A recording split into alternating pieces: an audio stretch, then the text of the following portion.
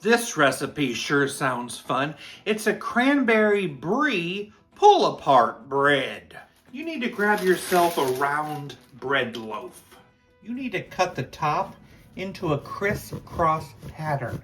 Don't go all the way down to the bottom. I'm gonna need a stick of melted butter and add in some rosemary and some thyme and a little pepper. Let's mix that together and spread it on top of that bread.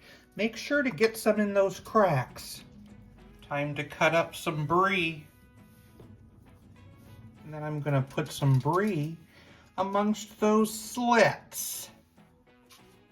And then you're gonna need some whole berry cranberry sauce and put that inside as well. All right, that's pretty stuffed. Now you need to completely cover it with tin foil.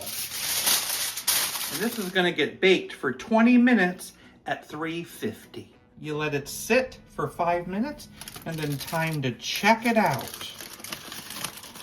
Looks divine. Cranberry Brie Pull-Apart bread? Yes, please.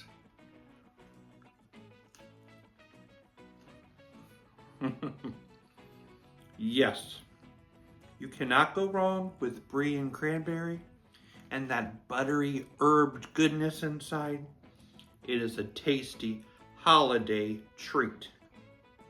I'd give it an 8.4 out of 10. Oh yeah. A truckload of glue crashed on the highway. The traffic was stuck for hours.